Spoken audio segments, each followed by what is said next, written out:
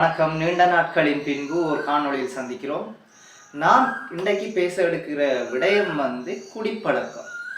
உங்களோட நண்பர்கிட்ட ஏன் குடிக்கிறாய் என்ற ஒரு கேள்வி கேட்டு பாருங்க. பல்வேறுபட்ட காரணங்கள் சொல்வார்கள். சிலர் சொல்வார்கள் கவலையை மறக்க குடிக்கிறேன், காதல் தோல்வியால் குடிக்கிறேன், குடும்ப பிரச்சனையால் குடிக்கிறேன், இப்படி பல்வேறுபட்ட ஒரு குற்றச்சாட்டுகளை வைப்பாங்க. அதாவது நியாயம் அல்லாத ஒரு குற்றச்சாட்டுகளை வைப்பாங்க. இதற்கு காரணம் ஒரு மன வலிமை சரியாக இல்லாத காரணமும் கூறலாம்.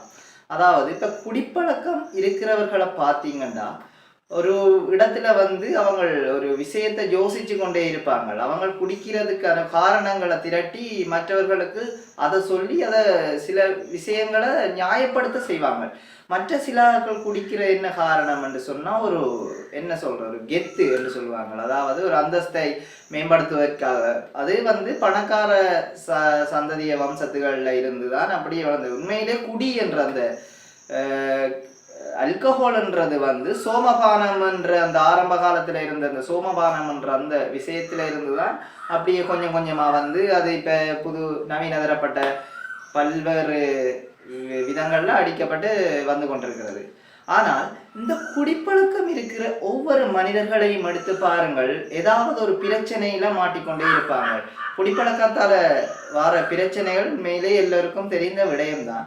ஆனால் இதால வர உளவியல் பிரச்சனைகள் என்ன என்று ஆராய்ந்து பாருங்க.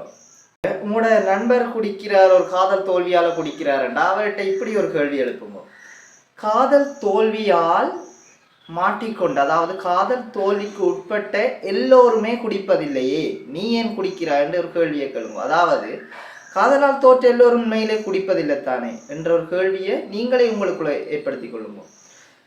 இதன் காரணம் அந்த பிரச்சனையை தாங்கிக் கொள்ற மன வலுவின்மையே என்றுதான் சரியான ஒரு பதம் சொல்லணும். இதை எப்படி சமாளிக்கிற என்ற ஒரு மன வலு இன்மையால தான் இவங்கள் குடிக்கிறாங்கன்றுதான் நாம சொல்லலாம். உண்மையில் இந்த குடிப்பழக்கம் மற்றும் புகைப்பழக்கம் எதனால் மேம்படுகின்றது? மனித சமுதாயத்தில் இது அதிகரிப்பதற்கான காரணம் என்ன என்று பார்க்கும்போது அதில் 100க்கு ஒரு 60% பங்கு சினிமாவையே சாருகிறது. அதாவது இப்போ சினிமாவில் காட்டப்பட்டது போல செய்வது, போல செய்தல் என்ற ஒரு விடயம் இந்த இடத்துல முக்கியமாகுது. குடிப்பழக்கத்துக்கும் சரி, ஒரு திரைப்படம் தொடங்குவதற்கு முந்தி ஒரு ஒரு லைன் ஒன்று கொடுப்பாங்க.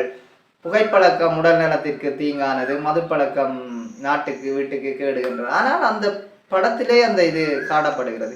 இது என்ன காரணம் என்றால், இப்ப ஒரு சினிமாவை பார்த்து ஒருவன் அந்த கதாநாயகன் போல் உருவகித்து போல செய்வது போன்ற விடயங்களை அவன் மனதில் ஏற்படுத்தி கொள்வதன் மூலமாகத்தான் இந்த பழக்கங்கள் மென்மேலும் பலரிடம் அதிகரிக்கிறது. உதாரணமாக எப்படி சொல்லலாமண்டா உங்களுக்கு விளங்கக்கூடிய மாதிரி, வாரணமாயிரம் படத்துல சூர்யா ஒரு காதல் தோல்வி அடைஞ்சது பிறகு மதுபானம் அருந்துறது, அப்படியான பல்வேறுபட்ட பழக்கங்களை மேற்கொண்டு இருப்பாரு.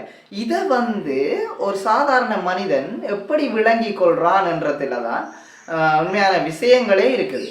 உண்மையிலே எல்லாவற்றிற்கும் காரணம் மன வலிமை இல்லாதது தான் சொல்லலாம். உடம்புல எதிர்ப்பு சக்தி எவ்வளவு இல்லையோ அப்படி பல்வேறுபட்ட நோய்கள் அண்டுவது போல மனதில் ஒரு எதிர்ப்பு சக்தி இல்லாட்டித்தான் மன வலிமை குன்றும்.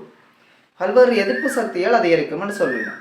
அதாவது இப்போ மனம் சரியான பாதையில் இயங்க வேண்டும் என்றால் சரியா தியானம், நடைப்பயிற்சி போன்ற பயிற்சிகளை மேற்கொள்ள வேண்டியது மிகவும் முக்கியமான விடயம். உடலை மேம்படுத்த எவ்வாறு ஊட்டச்சத்துக்கள் அடங்கிய உணவுகள் அவசியமோ அது போலதான் மனதை மேம்படுத்த தியானம் மற்றும் யோகா போன்ற பயிற்சிகளும் அவசியமாகிறது.